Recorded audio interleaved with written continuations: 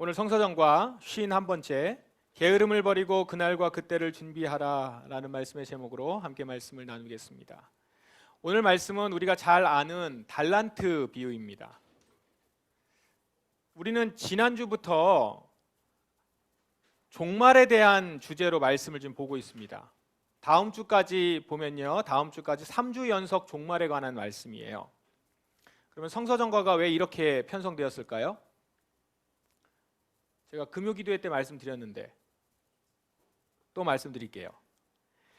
교회력으로 하면 다음 주로 23년도 성서정과가 끝이 납니다. 그래서 오늘 성서정과 말씀도 51번째라고 그랬잖아요. 다음 주가 52번째로 해서 1년이 끝납니다.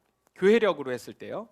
그리고 12월 첫째 주부터 대림절을 시작으로 해서 24년 성서정과 교회력 묵상이 새로 시작됩니다. 지난 5월 말에 우리 성령 강림절 이후에 25주 동안 절기가 없는 평상절이었습니다. 그래서 성령 강림절 후 25번째 이렇게 얘기했죠. 이 기간은 성도들의 신앙 성장을 위한 말씀, 그것을 묵상하도록 이렇게 편성이 되어 있어요. 근데 그 기간이 끝나는 마지막 3주를 종말을 묵상하도록 지금 이렇게 편성을 해놓은 것입니다. 결국 성도의 신앙의 완성은 종말 신앙이기 때문에 그럴 것입니다.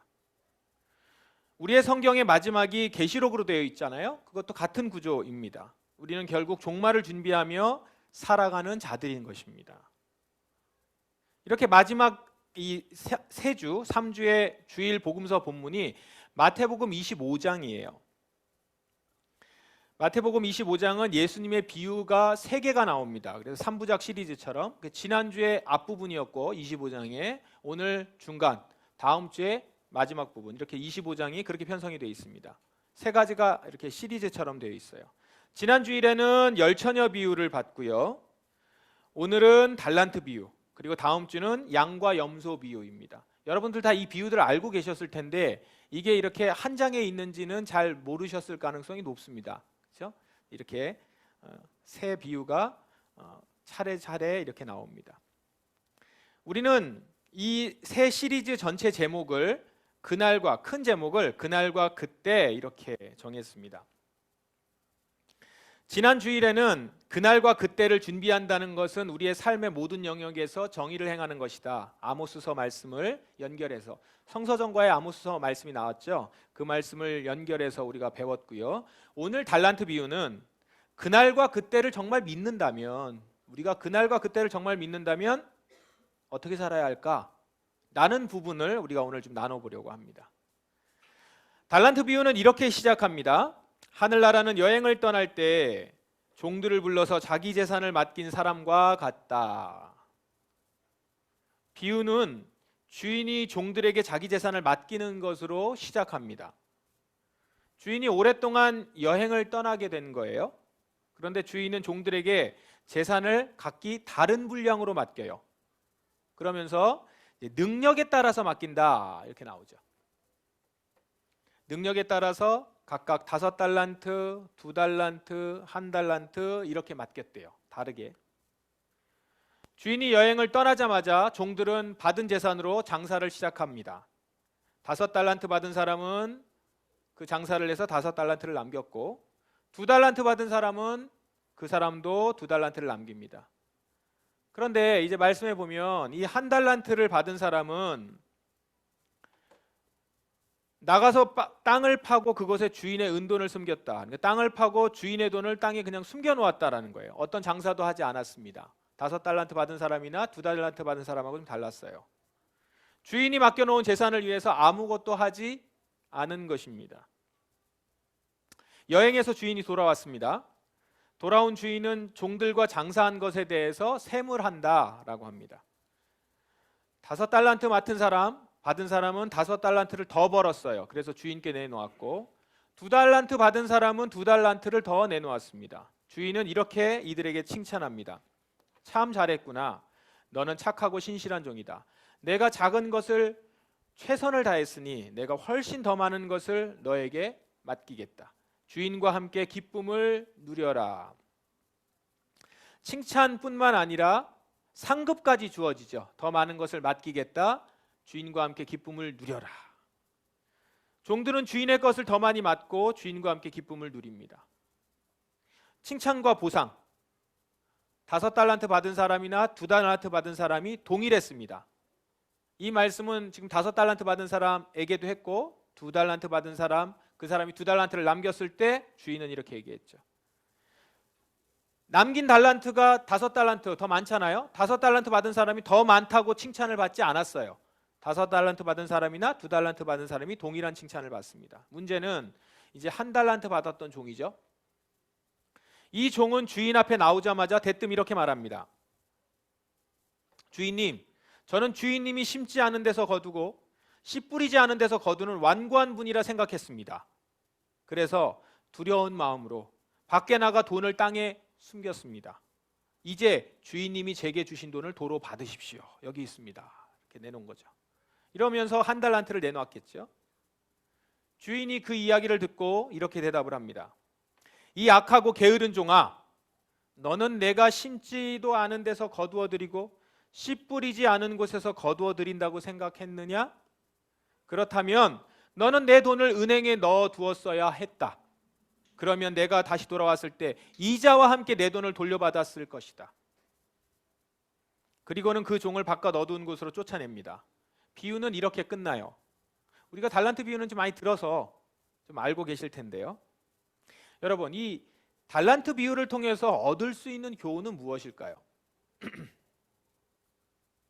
우선적으로 확인할 수 있는 것은 우리 모두는 하나님께로부터 각기 다른 능력을 받았다는 것입니다. 비유에는 종들의 능력이 모두 달랐다라고 말을 하죠. 각기 능력대로 달란트를 받아요. 그리고 주인은 그 능력대로 능력에 맞게 달란트를 맡깁니다. 능력에 맞게 5달란트를 맡겼고 능력에 맞게 2달란트를 맡겼고 능력에 맞게 1달란트를 맡겼대요. 능력이 많은 종에게는 많은 달란트를 맡긴 거고요. 능력이 적은 종에게는 적은 달란트를 맡긴 거예요. 이 말은 우리가 하나님께 받은 은사의 종류와 은사의 분량이 다 다르다는 것입니다. 우리 자신도 한번 돌아보시면 금방 알 수 있어요. 이것들은 누군가는 뛰어난 논리적 수학적 지능을 받았고 누군가는 뛰어난 언어 지능을 받은 사람도 있고요. 또 어떤 사람은 뛰어난 감수성을 받았고 또 대인관계를 잘 맺는 높은 사회지능을 받은 사람도 있습니다. 누군가는 강한 신체적 능력을 받았고 이 외에도 뭐 자연을 이해하는 능력, 예술적인 능력 각각 다르게 주셨어요. 받은 은사가 또 다르고 또 그 은사 가운데서도 똑같은 은사도 능력이 달라요. 거기에다가 미모, 부유함, 이것도 달란트에 해당하는 것입니다. 흔히 열심히 살면 부자가 되고 노력을 덜해서 가난하다고 말하고는 하는데 사실 돈을 잘 버는 것도 은사로 보는 것이 맞습니다. 열심히 살지만 돈을 버는 것과는 거리가 먼 사람들이 있어요. 아니, 많습니다. 만약에 돈을 버는 능력이라든가 부유함을 축복으로 보면 저는 저주받았나요? 그러니까 이거는 은사에 해당하는 것으로 보셔야 합니다. 그리고 성경은 그렇게 이야기를 하고 있습니다. 이처럼 우리에게 주신 은사는 그 종류도 그 분량도 각각 다릅니다.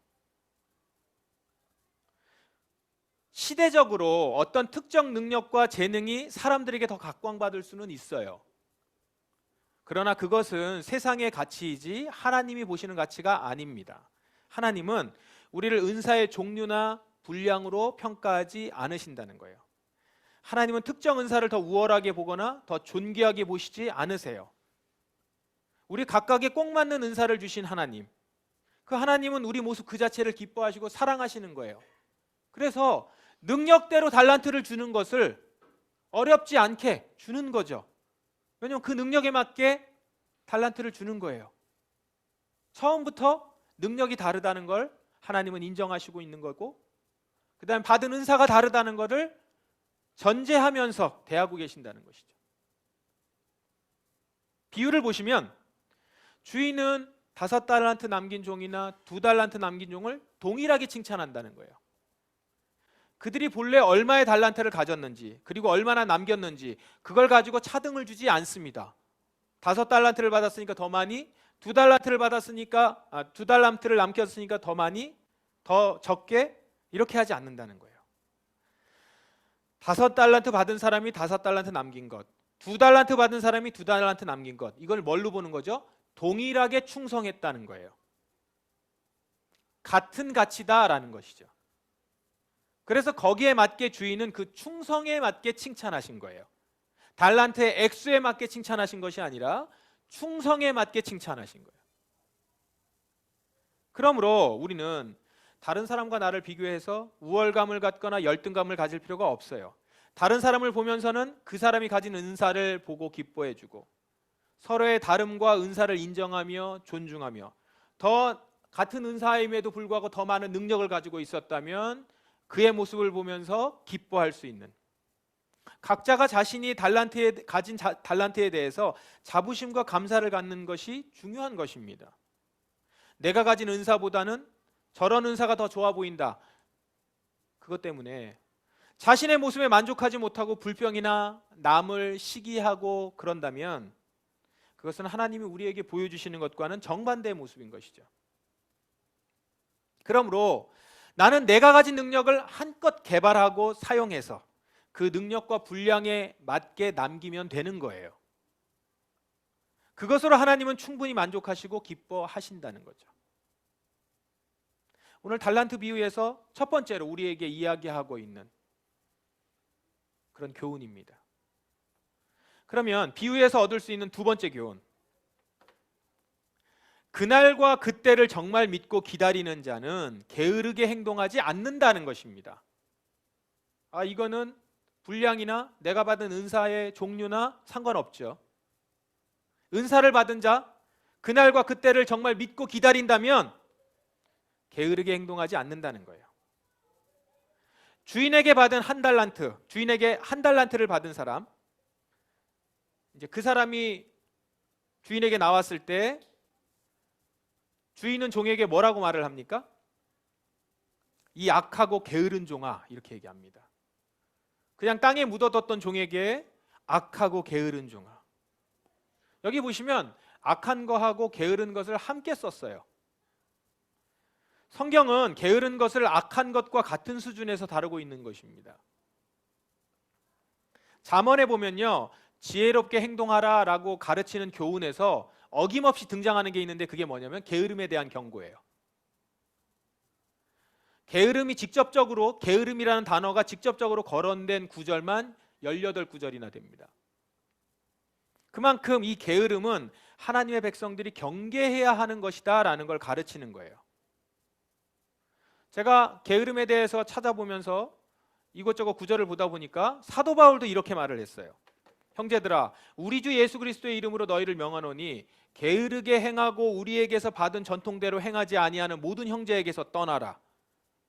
한마디로 게으른 인간하고는 상종하지 말라. 떠나라는 거예요. 선을 그으라는 거예요. 성경은 왜 이렇게 게으름에 대해서 경계를 할까요? 왜냐하면 게으름은 영적인 삶과 깊이 연관되어 있기 때문에 그렇습니다. 한때 우리 베스트셀러 우리 기독교 서적에서 게으름이라는 책 있죠. 김남준 목사님이 쓴 책인데 여기에 이런 글이 있습니다. 게으름은 거룩한 삶의 은밀한 대적입니다. 게으름은 정체를 숨긴 채 우리의 신앙을 병들게 하고 우리의 삶을 갉아먹는 영혼의 바이러스입니다.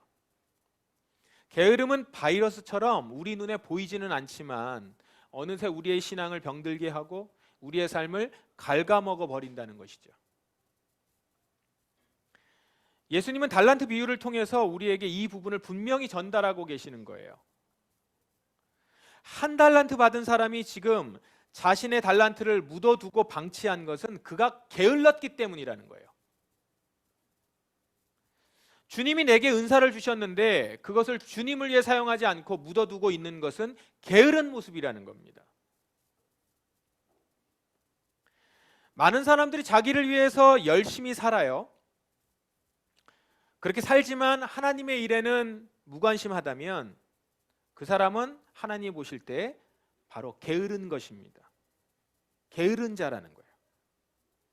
왜냐하면 그는 자신의 육체의 욕망을 성취하면 부지런할지 모르지만 하나님이 자기에게 맡겨주신 선한 의무를 실천하면 한없이 게으른 사람이기 때문에 그렇습니다.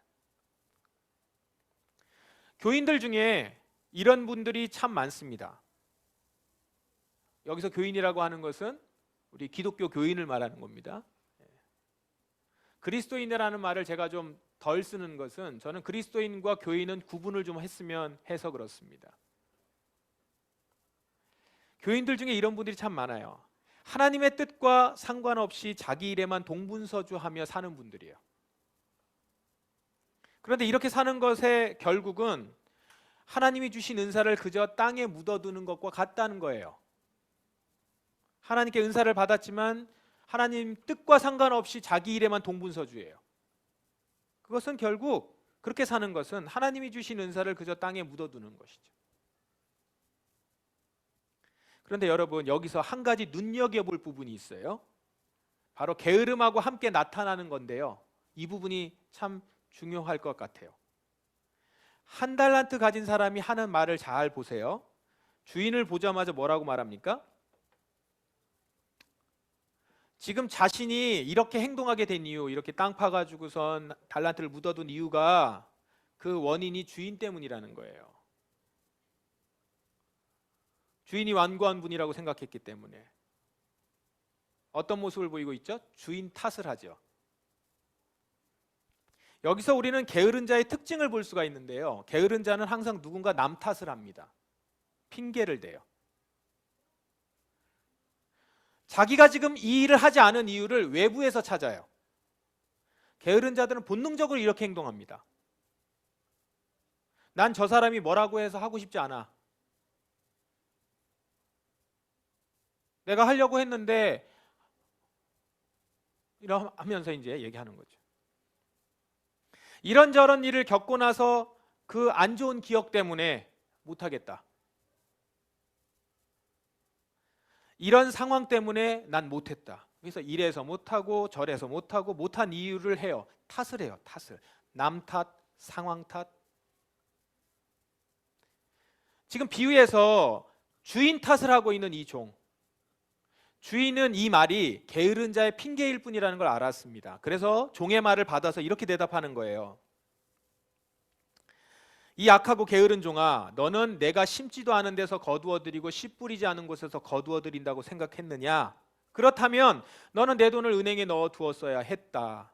그러면 내가 다시 돌아왔을 때 이자와 함께 내 돈을 돌려받았을 것이다. 그래, 너 말대로 내가 완고한 사람이라고 하면 더 일을 했어야지. 나한테 혼날 텐데 묻어두는 게 말이 되냐? 라는 거죠. 자신의 게으름을 남 탓으로 덮으려는 그 악함을 주인은 간파하고 지적하고 있는 것입니다. 여러분, 남 탓은 게으름의 짝입니다. 우리도 우리 자신을 돌아봐야 돼요. 게으름 때문에 주신 달란트를 사용하지 않는 이유, 습관적으로 그걸 다른 사람에게서 찾고 상황에서 찾고 있지는 않은지. 이런 게으름이 주님이 다시 오시는 그날과 그때를 온전히 준비하지 못하게 만든다라는 거예요. 그저 남 탓만을 해요. 나도 주님이 원하는 일을 하고 싶어요. 그런데 그런 상황이 못 되잖아요. 주님이 그런 상황을 안 만들어 주시잖아요. 제게 좀 더 여유를 주셔야 할 것 아닙니까? 주님이 안 주셨잖아요. 저는 재능이 없어요. 그리고 결국에는 하나님 탓으로 끝나죠. 하나님이 내게 5달란트 재능 주셨다면 나도 얼마든지 노력할 거예요.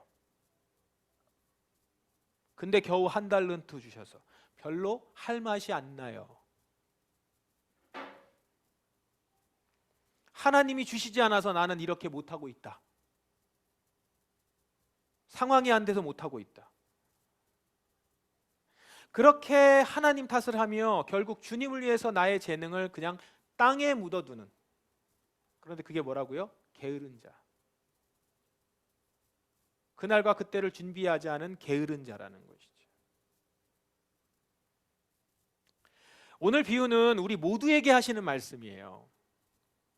우리 모두는 달란트를 받았고요. 그 달란트는 각자 우리 능력에 맞게 각각 받은 달란트예요. 시대에 따라서 세상이 좀 더 주목하는 달란트가 있을 수 있으나 그것으로 주님은 우리를 그런 세상 기준으로 평가하시지 않는다라는 거예요. 그러므로 하나님의 자녀는 은사와 분량이 각각 다 다르다는 것을 인정해야 해요. 우리는 모두 다 다르게 받았고 덜 받은 사람도 있고 더 받은 사람도 있어요. 그러나 더 가졌다고 해서 우월감을 가질 것도 아니고 덜 가졌다고 해서 열등감을 가질 것도 아닙니다. 중요한 것은 받은 은사를 주님을 위해 얼마나 어떻게 사용했느냐.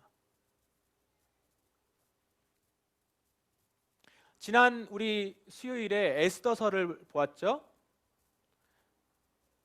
에스더서를 보았습니다. 보았습니다. 모르드게가 에스더에게 한 말을 기억하시나요? 내가 지금 왕후의 자리에 있는 것이 이때를 위함인지 누가 알겠느냐. 유명한 말이죠. 모르드게의 그 에스더에게 한 말이 이겁니다. 너가 다른 사람보다 미모가 뛰어나고 사람 얻는 능력이 탁월해서 지금 왕후의 자리까지 올라갔다. 그런데 만일 그 능력만을 자랑하며 자기 안위만을 지키려고 했다면 그녀는 악하고 게으른 종으로 남는다. 모르드게는 그 얘기를 하는 거죠. 너가 만약에 그 자리에 올라가서 그냥 그 능력만을 만족하고 자기 안위만을 지키려고 하면 너는 악하고 게으른 종이야. 그런 게으른 종이라면 모르드게의 말을 빌리자면 너와 내 아버지 집은 멸망하리라. 이런 거고요. 오늘 비유의 주인의 말로 하자면 저 쓸모없는 정을 바깥 어두운 곳에 던져라. 이게 됩니다. 이런 말을 듣게 되겠죠. 내가 받은 은사를 가지고 내 삶의 자리에서 하나님의 정의와 공의를 이뤄가고 하나님을 증거하며 그분의 다스림을 증거하는 삶을 살아갈 때 우리는 착하고 충성된 종으로 주님의 잔치에 참여하는 사람이 될 것입니다. 그러므로 우리는 달란트를 얼마나 받았느냐 비교할 것이 아닙니다. 오직 한 가지를 경계하십시오. 게으름. 게으름을 경계하세요. 부지런하여 게으르지 말고 열심을 품고 주를 섬기라. 그리고 남 탓을 멈추세요. 남과 비교하며 불평하지 말고 내게 주신 달란트로 주의 나라와 의를 향해 지금 충성하는 종들이 되시기를 바랍니다. 주신 달란트를 적극 사용하셔서 주의 몸된 교회를 세우십시오. 그리고 또 나아가서 여러분의 각자의 삶의 모든 영역에서 하나님의 공의로운 다스림이 일어날 수 있도록 충성하십시오.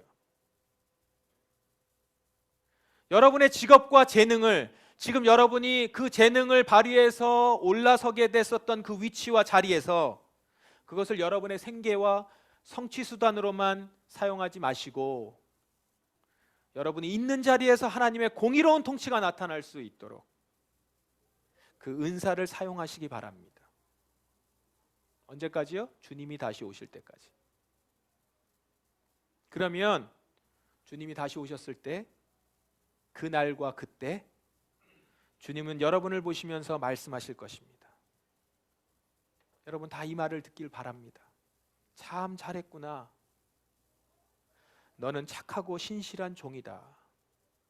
내가 작은 것에 최선을 다했으니 내가 훨씬 더 많은 것을 너에게 맡기겠다. 주인과 함께 기쁨을 누려라. 이 말씀. 이 축복의 말씀을 여기 있는 한 사람 한 사람 모두가 다 받으실 수 있길, 들으실 수 있기를. 그래서 주인과 함께 기쁨을 누리시는 우리 모든 한 사람 한 사람 되시기를 주님의 이름으로 축원합니다. 기도하겠습니다. 기도하십시다. 이 시간 주님, 제가 이 칭찬을 받고 싶습니다. 저에게 주신 달란트, 재능, 은사, 사실 남과 비교했을 때 그다지 특별한 것 같지 않습니다. 그러나 그걸 비교하며 또한 그것이 모자르다 하여 내가 아무것도 하지 않았을 때 사실 그거는 게으름임을 오늘 알게 되었습니다. 주님, 남 탓을 하고 상황 탓을 하고 주님 당신 탓을 하지 않겠습니다. 게으르지 아니하고 열심을 품고 주를 섬기며 주 오실 때까지 내게 주신 달란트를 사용하여 주의 나라와 주의 교회를 위하여 주님 오실 때까지 행하는 충성하는 종이 되겠습니다. 이 시간 그렇게 고백하며 나아가시기를 원합니다. 같이 기도하겠습니다. 아버지 하나님, 이 시간 주님